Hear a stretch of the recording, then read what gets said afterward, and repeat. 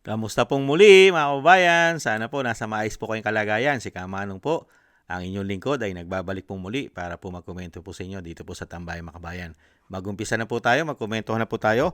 Komentuhan po natin mga tambay, ang nananahimik at wala pong pakialam di umano sa korupsyon nangyayari sa ating bansa. Napakatahimik po. Wala po silang pakialam sa laganap sindikatong korupsyon pagnanakaw sa pera ng bayan. Pero, meron naman po silang sinasabi, lalong-lalo po dito po sa pahayag ni Bronner, ang AFP General, mga kabayan, si Bronner. Ito po, ang kanila pong head. Pakinggan po natin si AFP General Bronner. Sinugod! As of now, personally, I can say that we are already a world-class army, world-class armed forces. We now have also modern weapons and modern equipment. Yung mga bagong barko natin galing sa South Korea, for instance, yung ating FA-50 jet fighters, nung pinadala natin sa Australia, nakita ng ibang bansa na kayang-kaya natin. In fact, binansagan tayong rock stars nung exercise ng Black Beach sa Australia. We have the capability, kaya nating idepensa ng ating bansa. A few moments later. Pero ang sinasabi ko po, kulang pa, no? Kulang pa. Because if we consider the entire archipelago, ay hindi kaya nung current na kagamitan natin na i-cover yung entire archipelago. Personally, I can say that we are already a world-class army.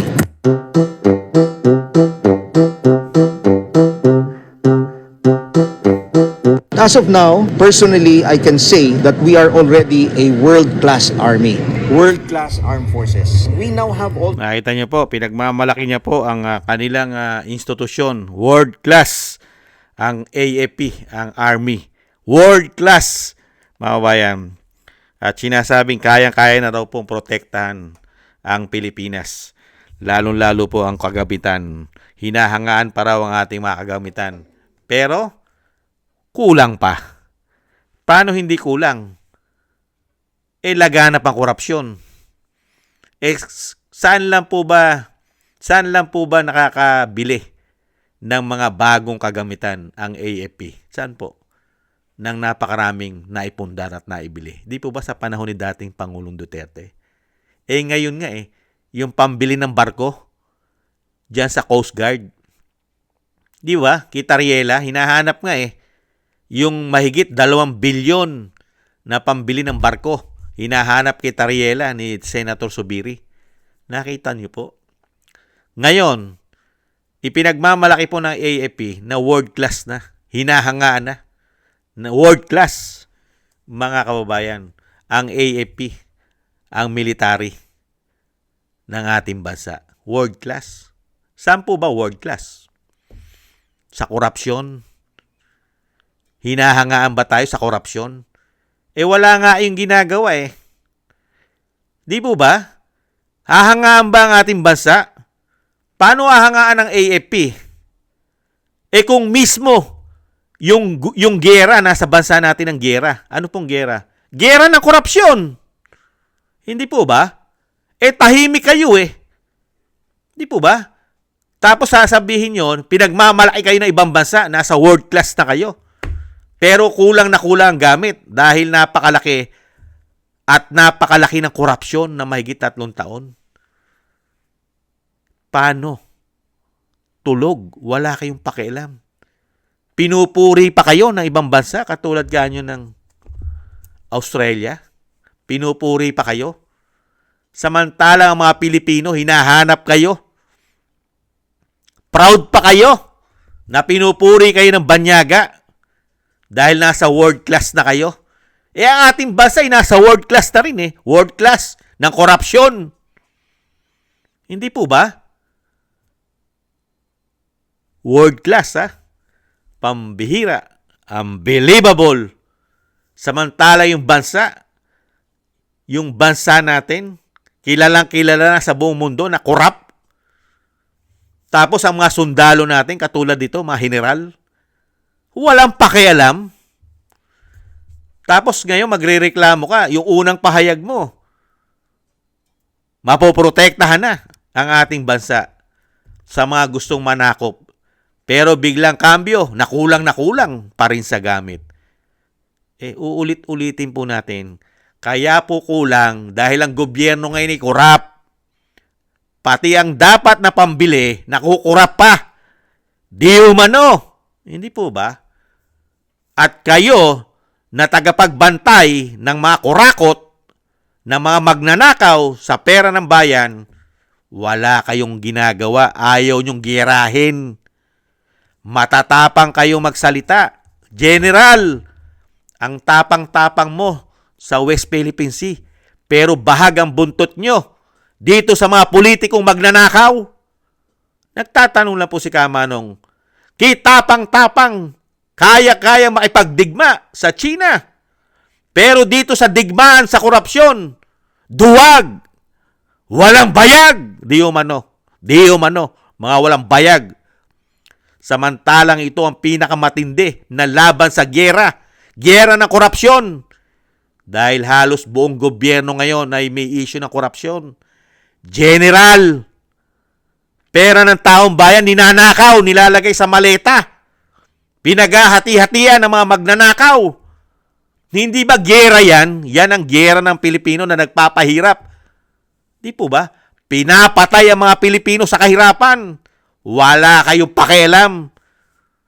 Di po ba, General? Nakakahiya naman sa mga balat ninyo, di umano? Pinasusweldo kayo't pinalalamong kayo't pinag-aaral kayo ng taong bayan, pero ayaw nyong protektahan ang pera ng taong bayan? Ang pinoprotektahan nyo yung mga politikong magnanakaw, di umano? Ganon po ba, General? Nagtatanong lang. Tapos, ipagmamalaki nyo na world class na kayo? Paano kayo naging world class? Hindi nga kayo hinahangaan ng mga Pilipino. Hinahanap kayo ng mga Pilipino para labanan ninyo at sugpuin man lang ang sindikato na korupsyon sa ating bansa. Sindikato na ang korupsyon. At hindi lang korupsyon ang problema ng bansa. Nahandyan pa ang lumalaganap na pulburon. Sindikato, smuggler, mga kriminal. Hindi po ba? At lumalaganap na mga makakaliwa. Hindi po ba, General? World class? Unbelievable. Yan po ang world class at kahanga-hanga na AAP at pinagmamalaki pa sa ibang bansa. Hinahangan sa ibang bansa. Pero ang bansa natin lugmok sa kahirapan, baon sa utang. Dahil sa pagnanakaw, sangkot ang gobyerno, pati ang Malacanang, mga kababayan. At pati yata si General Bronner ay sangkot din yata. Hindi kaya, General, sangkot ka rin dyan? Di umano? Kaya nananahimik kayo sa issue ng korupsyon. Samantalang nung panahon ni Erap, ang pinagmulan lang na issue, weteng! Pero nag-react kayo. Tinanggal na mga kabaro ninyo si Erap. Samantalang ngayon, buong gobyerno,